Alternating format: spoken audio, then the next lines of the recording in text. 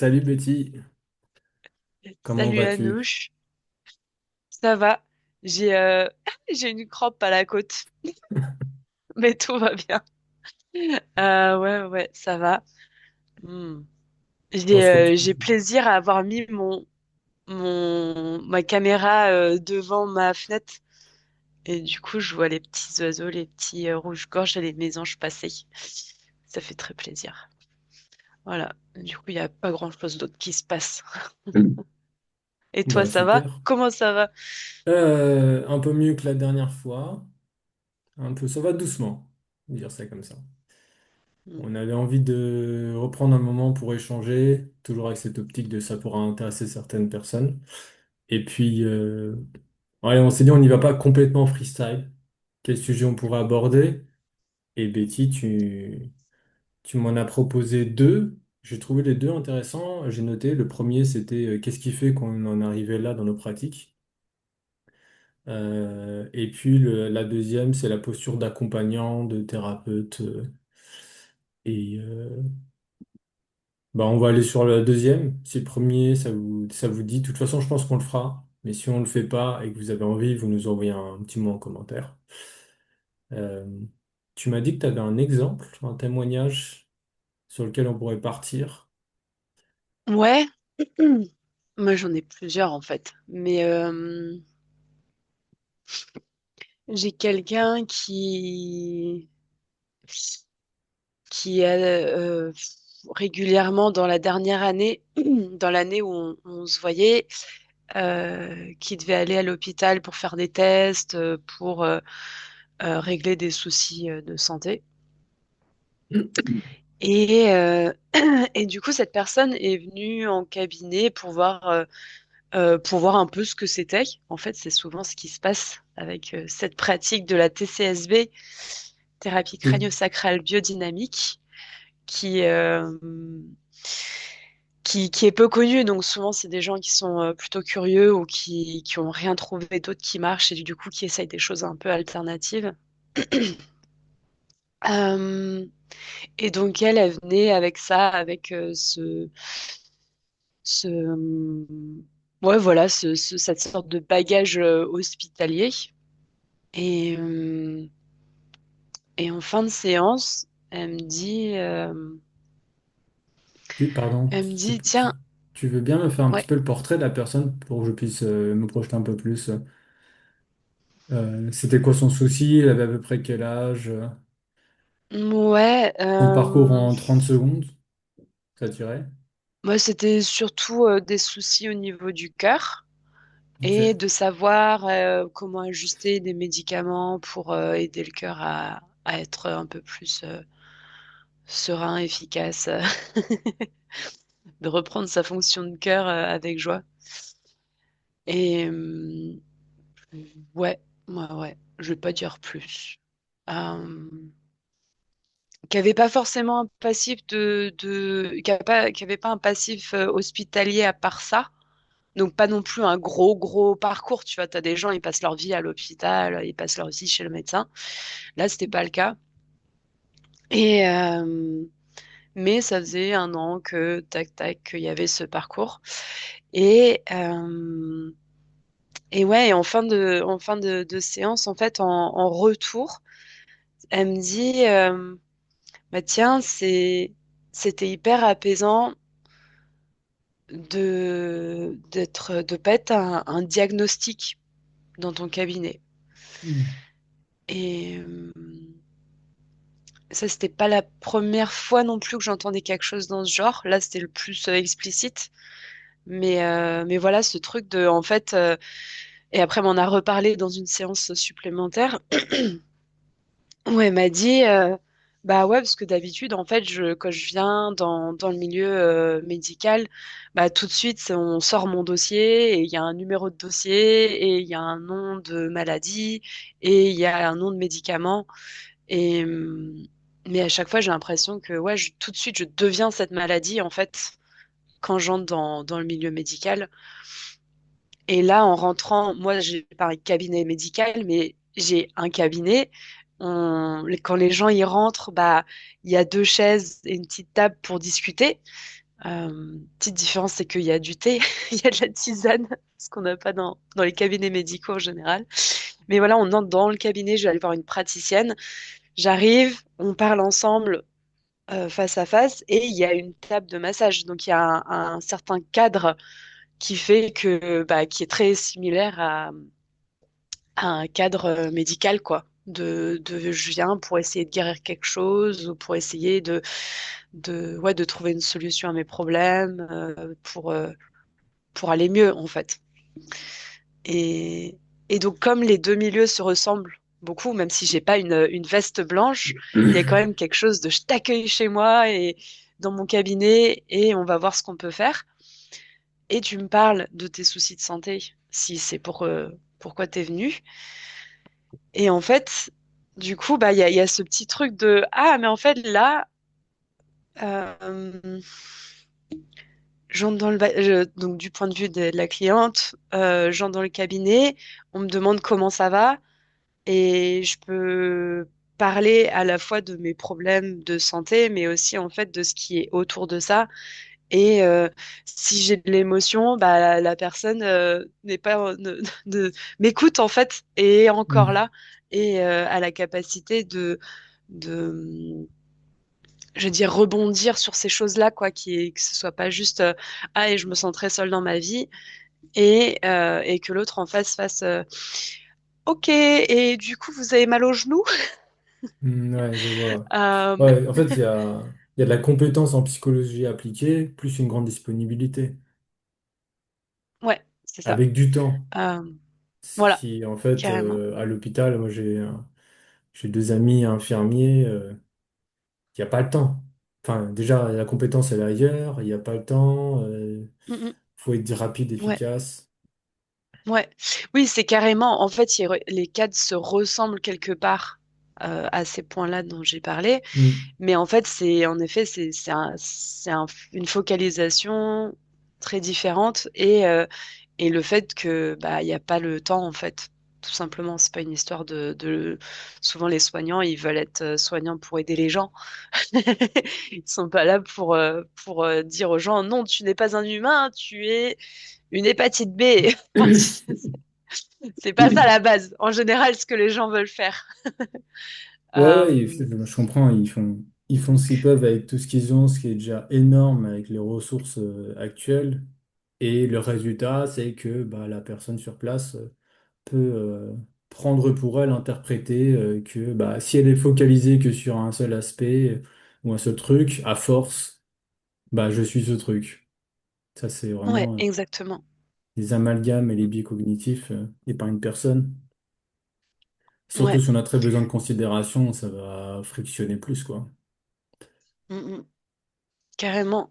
Et du coup, moi, c'est ce que je me dis là, que du coup, c'est ma pratique est plus complémentaire. Elle va pas remplacer un parcours médical parce que c'est pas du tout, ouais, c'est pas du tout la même application, le même monde, les mêmes besoins et les mêmes réponses aux besoins.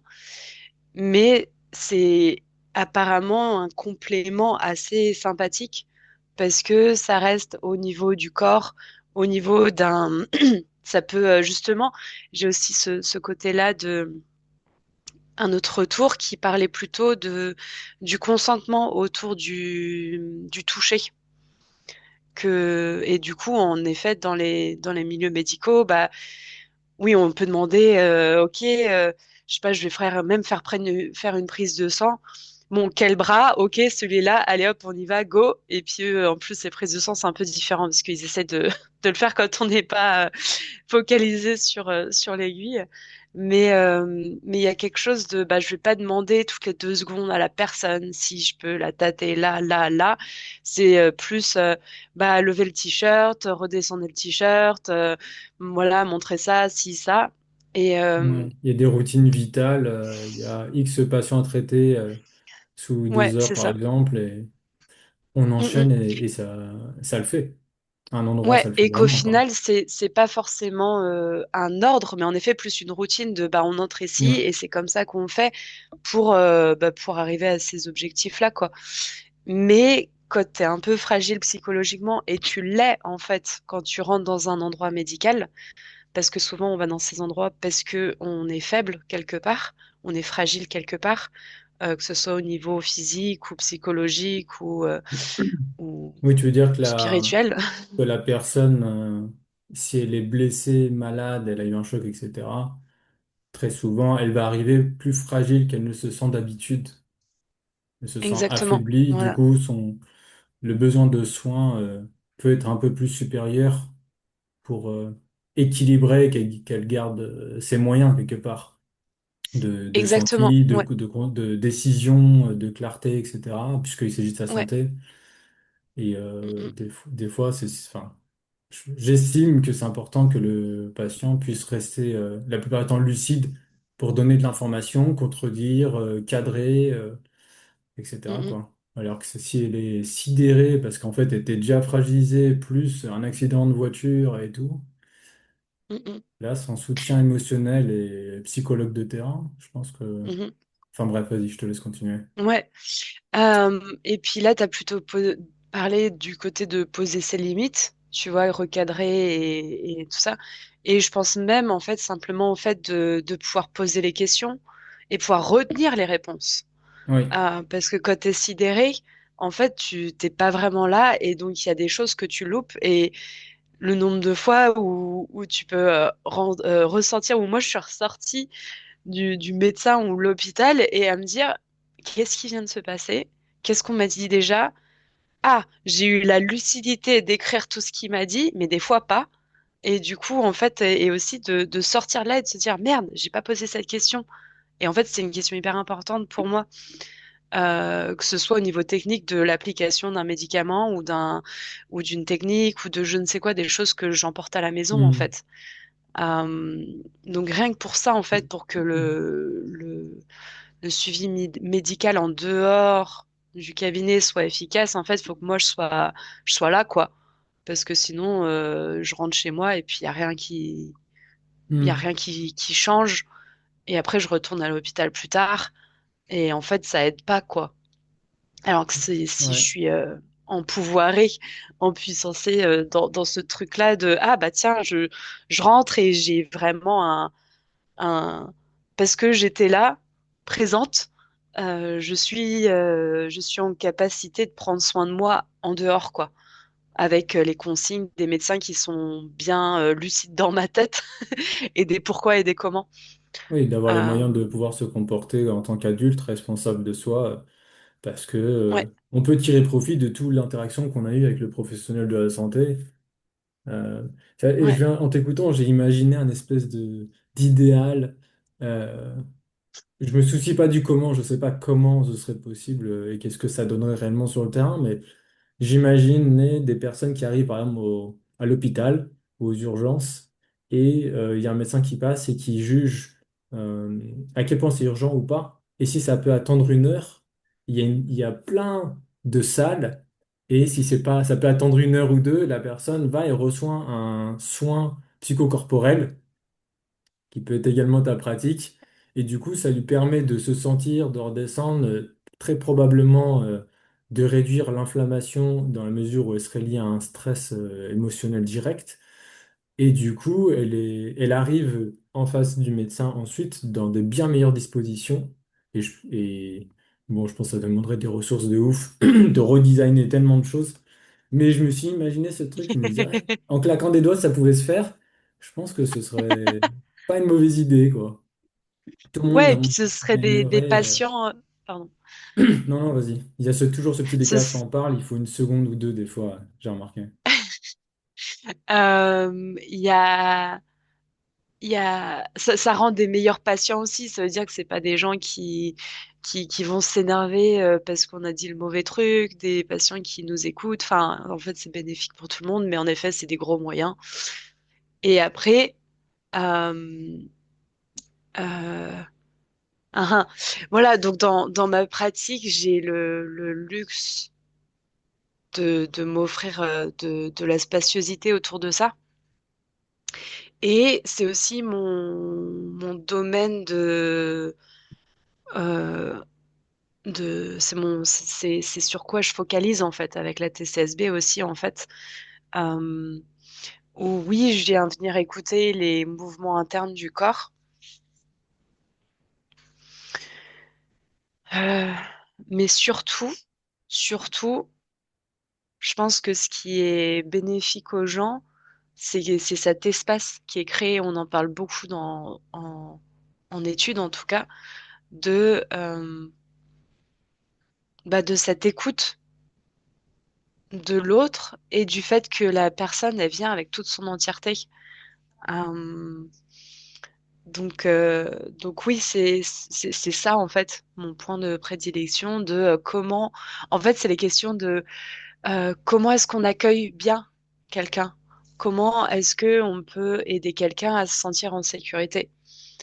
Euh, Et en fait, c'est peut-être les deux gros axes, et ça fait un peu des deux axes papa-maman, de comment j'accueille bien, comment je peux bien prendre soin de quelqu'un, et comment je peux t'aider à te sentir en sécurité, et ensuite à l'explorer avec plus de confiance en toi. Et, et qu'au final, j'ai envie de dire, ce serait pas tout à fait ça, mais c'est presque peu importe ce qui se passe dans la séance, tant que ces deux éléments sont là, en fait. Et, euh, et ensuite, c'est vraiment comme avec des enfants, comment est-ce que, ouais, comment est-ce que j'accueille un enfant? Comment est-ce que il peut s'exprimer, faire sa vie tout en le gardant en sécurité, sans le comprimer, sans lui ordonner des choses. Et en fait, là, c'est à ces moments-là que tu vois tout le pétillement de l'enfance. C'est quand ils se sentent accueillis et en sécurité. Et là, Hmm. c'est là que tu vois tout le potentiel du vivant, quoi, et de l'être humain. Ouais, ça me parle Et très bien. J'aimerais ouais. essayer de reformuler tout cet ensemble. Euh, je sens la fatigue qui fait que je viens de perdre le truc un instant. Non, vas-y, continue. Je préfère parler quand ce sera plus clair. Mais je Ouais. pense que déjà ce que tu exprimais, c'était très très clair de, Ouais. d'accueillir une personne dans les meilleures conditions avec les moyens pour que la personne soit en confiance, se détende. Et en fait, c'est ça. En fait, pour moi, il y a un côté qui est pas si souvent souligné. Je pense que pour quasiment tous les coachs spécialisés dans la psychologie psycho-émotionnelle et tout ça, le somatique et les thérapeutes, c'est une évidence, mais je l'entends pas très souvent. C'est que chaque séance, c'est pour moi une expérience de rappel. Il y a quelque chose de vraiment pédagogique et d'éducatif. Au-delà du je sors de là, j'ai moins mal, je sors de là, je me sens mieux de comme ci, comme ça. Il y a ce truc de se rappeler que quand je réunis certaines conditions, je peux vraiment me déposer, me détendre, que je peux construire, reconstruire de la confiance de moi à moi, envers la vie, etc. Et que ça, c'est vraiment les fondations pour une collaboration, de collaborer avec la vie que je suis de dissoudre certaines dissociations justement à ce niveau-là. Comme des personnes qui viennent et qui parlent de leur corps, comme si c'était vraiment un corps, justement un corps, mais un peu un corps étranger. Et quand ils peuvent se déverser dans leurs jambes, par exemple, euh, il y a s'habiter est une expérience de rappel, de commencer en fait. Ça permet d'ancrer des points de repère extrêmement naturels. euh, et je trouve ça très très précieux. En fait, c'est ça que je voulais Mm. ressouligner en t'écoutant. Que je parlais de reformuler, c'était surtout ce truc-là, en fait. C'est ce qui se passe quand je donne des séances, et ce qui se passe quand tu donnes des séances.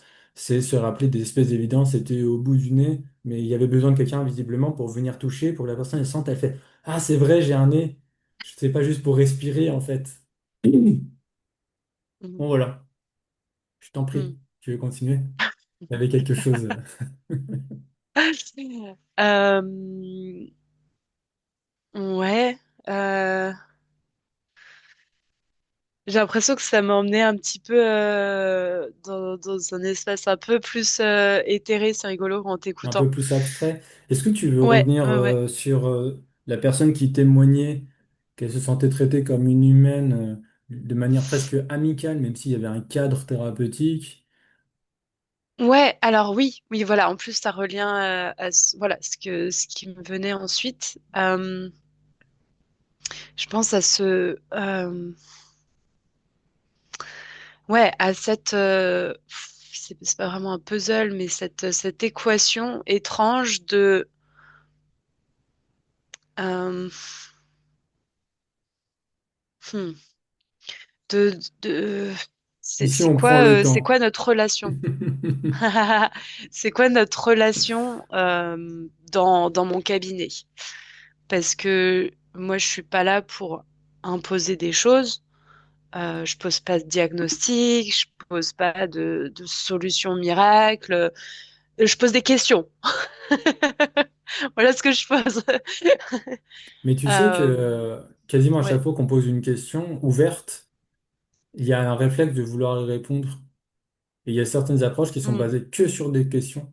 La personne se pose telle question chaque matin et elle laisse. Bon, ça fait travailler l'inconscient, ça peut rajouter un peu de charge mm. pour certaines personnes déjà fatiguées, c'est pour être trop. Mais juste les questions, ça peut être, Ouais. ça peut vraiment être au service. Alors, j'enfonce une porte ouverte, c'est une évidence pour toi. C'est parce que quand on travaille, nous, ce qui se passe au final très souvent, c'est une sensation d'ouverture à l'intérieur. Ça respire. Mhm. Même dans la Ouais. tête, même quelqu'un était dans une équation hyper compliquée dans un domaine de sa vie. Nous, on n'a pas, j'ai pas la compétence de régler son problème. Je suis pas pro en développement Python de je sais pas quoi, bac plus 25. Mhm. Mais parce qu'on a libéré de l'espace et on a accueilli, je sais pas quel est le terme utilisé, euh, favoriser une forme de respiration, de dilatation corporelle, mais du coup aussi psychologiquement, bah, la personne a accès à beaucoup plus de ressources et elle Mhm. trouve quoi. Du coup, les questions ouvertes, juste des questions ouvertes peuvent permettre ça. Mhm. Parenthèse fermée. Ouais. Je voulais surligner les questions au plus haut, tu vois. Ouais. Oui, ça vient au fait je suis experte, ou pas encore, mais en tout cas, voilà, c'est mon point de focalisation, c'est de cette pratique. Mais ensuite, toi, client, t'es expert de toi-même. Et donc il y a quelque chose d'aider les gens à recréer du discernement sur soi-même, à recréer de la relation en fait à soi-même. Ah oui, c'est vrai en fait. Enfin, moi, Betty, personne ne m'a autant vu et vécu dans ma vie que moi-même.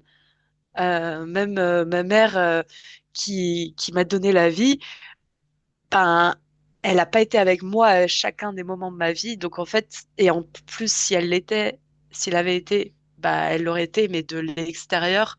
Donc en fait, avec un changement de perspective qui, qui n'est pas, qui fait que elle rate des choses, ben, en fait, du coup, oui, c'est moi qui suis à mon centre. Donc en ce sens-là, c'est moi qui suis experte de moi.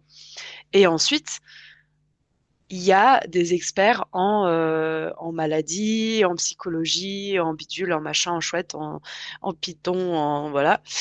Et, euh, et du coup, c'est ce truc de comment aider les gens à j'ai envie de dire, à assumer la responsabilité d'être expert d'eux-mêmes, en fait. Hmm. Et je le dis et je me dis, waouh, en fait, si, ça, c'est un truc que je dois me dire à moi aussi. C'est sympa, souvent on dit les choses qu'on a besoin de se dire, qu'on a besoin d'entendre. Et il y a ce truc-là mais si, je pense que dès qu'on se pose et qu'on réfléchit à notre vie, en tout cas moi, à chaque fois que j'ai des moments de réflexion, de contemplation sur ma vie, sur peut-être des patterns qui sont là, des choses qui se répètent, des relations qui sont en boucle, peut-être pas avec la même personne, mais avec, tu vois, donc quand on voit, souvent on a des patterns en relation amoureuse, avec notre famille, avec certaines personnes, il y a plein de trucs qui se répètent. Et en fait, quand on se pose, on les voit. C'est rare que quelqu'un soit complètement aveugle de ces patterns, en fait. Ça veut dire que soit elle n'a pas pris le temps de regarder, soit elle a vraiment pas de capacité à regarder. soit justement elle se sent tellement en danger qu'elle peut pas regarder Ouais, ces choses-là. ouais, ce qu'on appelle avoir la tête dans le Euh, guidon, quoi. Tout le monde est passé c'est par ça. là. Exactement, et du coup, t'as la tête dans le guidon. En fait, la tête dans le guidon, c'est que justement, t'es pas en sécurité, t'es à fond, tu dois te focaliser sur un truc et t'es pas en mode ah, les oiseaux chantent, tout va bien, je peux regarder autour de moi et Ouais, il n'y a pas le luxe de la m'apercevoir que vision périphérique. voilà, c'est ça, qui est une vision qui est très essentielle. D'ailleurs, petite parenthèse, dans notre bien-être, que ce soit au niveau physique des yeux pour qu'ils se reposent vraiment dans leurs muscles et aussi au niveau psychologique. De vraiment faire une pause, de voir l'horizon et de voir qu'il n'y a pas de prédateur autour et que en plus, je suis reposée, quoi. Ouais, j'ai aussi envie d'appuyer Voilà, ça, hein. Pour moi, fin de c'est une astuce qu'on parenthèse. file comme ça au milieu de Mm, cette conversation pour les personnes qui sont encore avec nous et qui sont pas au courant.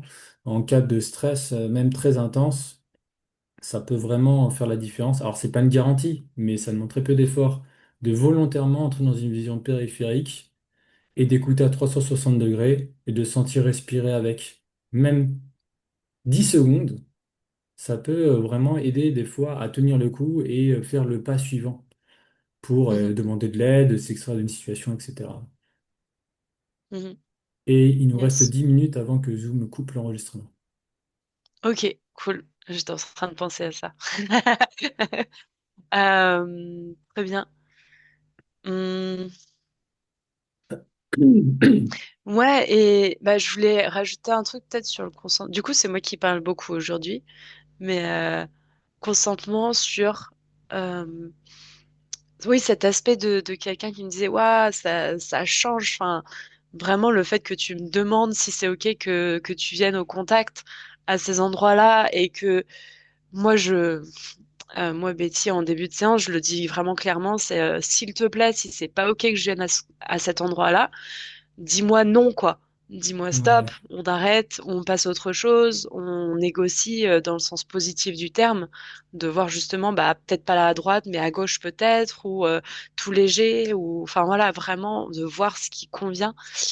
Et ça, euh, et ça fait partie de ces choses-là qui peuvent peut-être aider les gens à se retrouver euh, pendant pendant des moments hyper intenses de médicalisation ou d'hospitalisation où il n'y a pas ce luxe, où il n'y a pas c'est pas le but, c'est pas ça de, de demander toutes les 2 secondes est-ce que ça va.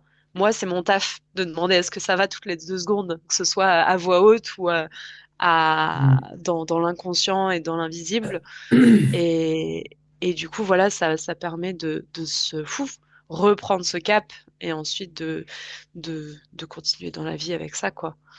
Et c'est assez précieux, je trouve.